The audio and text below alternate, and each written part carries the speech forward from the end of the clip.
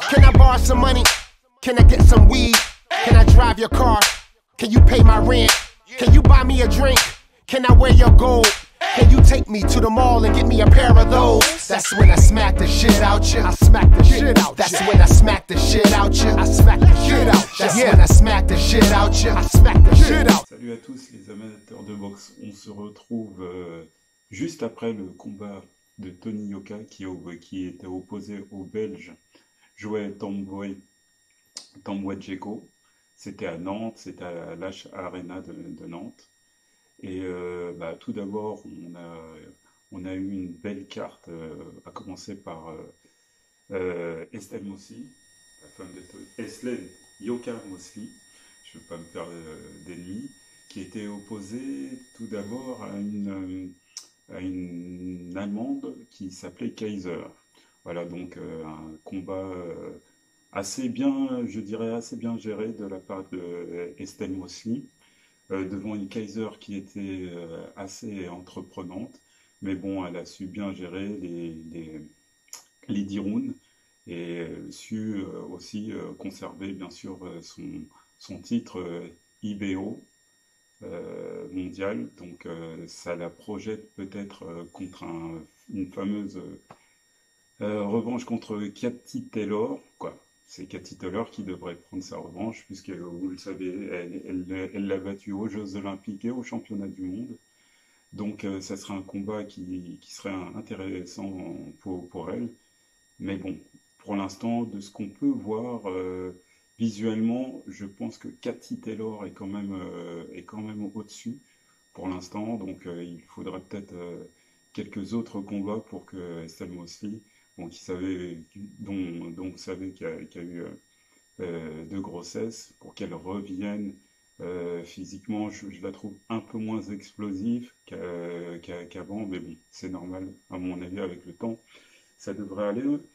Alors, on passe, il y a eu un très beau 4 rounds entre deux Français, entre Warren Ezabe, que je ne connaissais pas personnellement, et un autre jeune de 19 ans qui est de Aulnay, qui s'appelle Mohamed Khartoum. Un combat assez serré. Bon, c'est Ezab qui a été déclaré vainqueur, mais bon, si Khartoum l'aurait été, ou un match nul, moi ça m'aurait allé, hein. C'était un combat très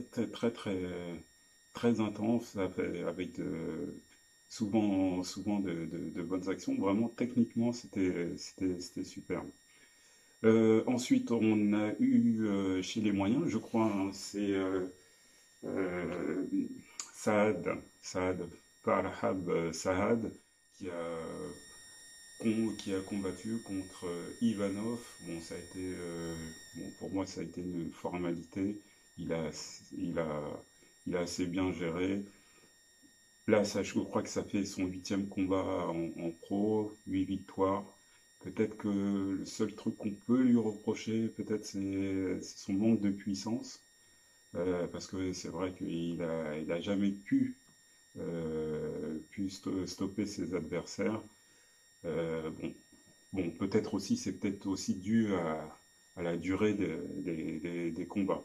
Mais bon, peut-être quelque chose à travailler, mais un excellent technicien aussi, Saad. Donc on va passer au main event. Bien sûr, le main event qui avait déjà bien commencé, hein. Je pense que tout le monde a vu les images, hein, de la conférence de presse, de la pesée d'abord, où justement il y a eu il y a eu une grosse tension. Ça en est suivi d'une gifle de Djeko à l'encontre de Yoka. Moi qui ai toujours voulu que Yoka rencontre Raphaël Tronchet pour qu'il y ait de l'animosité, parce que les deux en fait ne s'aimaient pas trop. Donc il y avait une certaine animosité, donc ça allait aussi créer quelque chose. Là, ça n'a pas loupé, hein. Donc on a bien vu que les deux boxeurs ne s'aimaient pas trop. Bon, enfin, en tout cas, ça augurait un beau combat entre le Belge Djeko que je connaissais pas du tout. Quand en fait, il y a à peu près 2 mois, l'affiche a été dévoilée, je suis allé le voir. J'ai trouvé que c'était un boxeur qui était assez bon, hein. Moi, j'ai trouvé que c'était un boxeur assez bon, qui venait, bon, qui venait des lourds légers, qui est assez grand, pratiquement de 9 mètres comme Tony Yoka. Il a 17 victoires, je crois avec 8 KO, et il a eu 2 défaites. Bon, après ces 2 défaites je les ai vues. Bon, il boxait, je crois une fois il a boxé, quoi, la dernière fois il a boxé en Angleterre, donc c'était un petit peu mitigé. C'est très difficile de gagner là-bas. Mais bon, en tout cas, c'est un boxeur qui est assez rapide. Il me fait penser allez, un petit peu à, à Thomas Hearns. Thomas Hearns, il me fait penser un petit peu à lui. Alors, il y en a certains qui l'ont comparé avec Wilder. Non, je pense pas, hein. Il n'a pas la cacahuète de Wilder. Et si Wilder avait la technique de Dzeko, je pense qu'il serait encore champion du monde. C'est pour vous dire.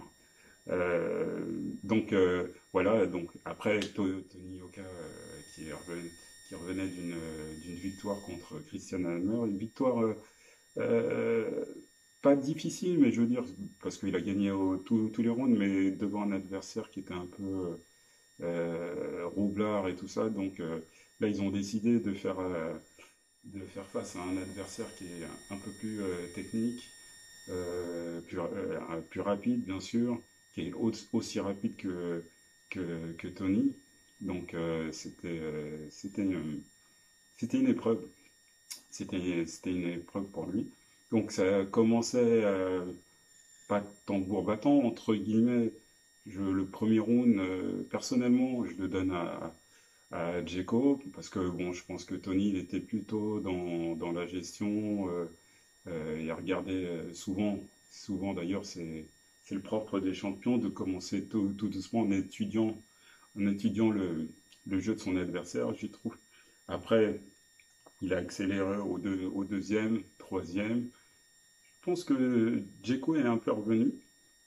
Dzeko est un peu revenu au quatrième. En fait, il a été dans le combat pratiquement jusqu'à la sixième. Après, la deuxième partie de combat a été beaucoup plus difficile. Ça se voyait même quand il est rentré dans son coin. Euh, on le voyait assez essoufflé, tandis que Yoka, il m'a impressionné par sa fraîcheur. Il n'était pas marqué du tout.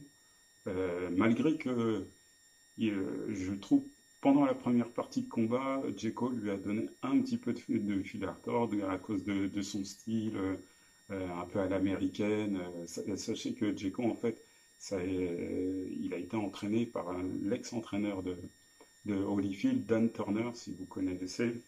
Donc c'est pour ça qu'il a un style un petit peu à l'américaine. Euh, Perso, moi j'aime bien, mais bon, après là, ça n'a pas été assez efficace. Ouais, donc je pense que la puissance de Tony Yoka a parlé. Et ce que j'ai bien aimé, c'est aussi son jab qui a fait beaucoup de mal, qui a même fermé l'œil droit il l'a pas fermé, mais je veux dire, il était de moins en moins fermé. Et je me demande, d'ailleurs, on va revenir un peu plus tard, si ça n'a pas été la cause de l'arrêt de Dzeko. Donc, après le sixième round, vraiment, ça a été une balade. Dzeko qui restait dans le match, mais qui faisait pratiquement plus rien. Il embêtait plus Tony Yoka. Yoka qui faisait à peu près ce qu'il voulait. Et donc, à l'appel de la douzième, bizarrement, moi je pensais que ça allait vraiment se finir au 12e round. Et à à peu près 1 minute de la fin, Tony Yoka il a fait une accélération. Cette accélération, bah, Dzeko, qui aime bien être dans les cordes, bah, on avait l'impression, bah, il était un peu débordé, mais il esquivait quand même. Et bon, son abandon, franchement, je l'ai pas vu venir. C'est venu d'un jab, et je pense que ce jab a dû lui faire mal parce que je pense qu'il avait déjà l'oreille l'œil qui lui faisait déjà mal. Donc je pense que ça fait un petit peu, si vous vous rappelez, comme Dubois avec Joe Joyce. Dubois avec Joe Joyce qui avait dû abandonner à cause de justement les jabs de Joe Joyce qui lui avait fait très très mal. Donc je me demande si c'est ça, on verra plus tard. En tout cas, c'est une très bonne victoire de Tony Yoka qui remporte la ceinture de l'Union européenne. Alors, c'est encore compliqué, ça il gagne la ceinture Union européenne, mais Joe Joyce a la ceinture européenne. Bon, bref, à n'y rien comprendre. Vous savez, c'est les mystères de la boxe. Donc, vous savez le passé que Joe Joyce et Tony Yoka ont eu, c'est-à-dire que Yoka a battu Joe Joyce en finale des Jeux de Rio. D'ailleurs, il est toujours détenteur, hein. C'est lui le tenant du titre, hein, ça paraît bizarre. Donc Joe Joyce, pour lui, il s'est fait voler. Donc il y a une certaine animosité entre les deux. Tony Yoka l'avait défié lors de sa victoire contre Dubois. Donc ça augure peut-être un match entre les deux. Il y a d'autres possibilités pour Yoka. Bon, après, là, il a gagné la ceinture, donc peut-être aussi qu'il va rentrer dans le top 10. Il était 12e, il va rentrer peut-être dans le top 10 des poids lourds. Qui sait, je le vois peut-être dans d'autres, si ça se passe bien, le prochain combat ou le deuxième. Donc, il est à, je pense, 2 ou 3 combats. Il est à 2 ou 3 combats d'une possibilité de ceinture.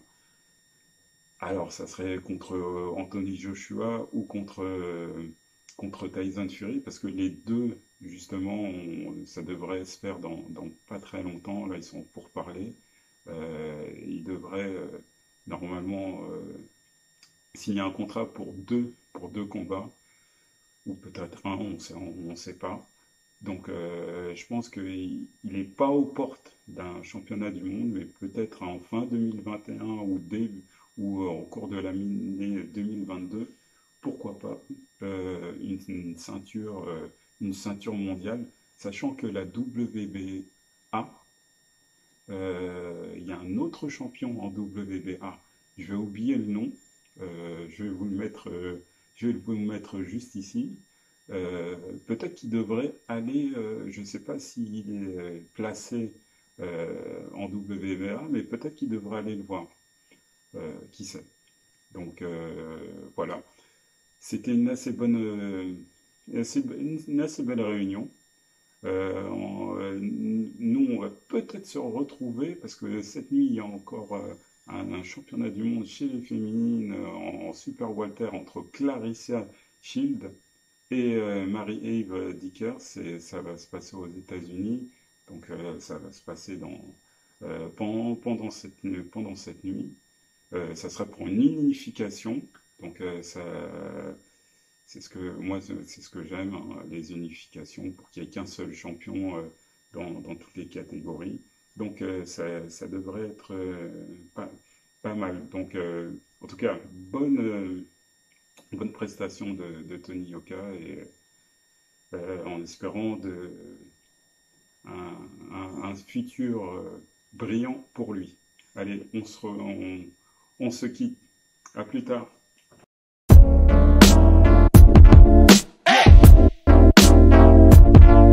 Yeah. Yeah. Hey yo, I said I smack the shit out you if your mouth out of line. I wanna bear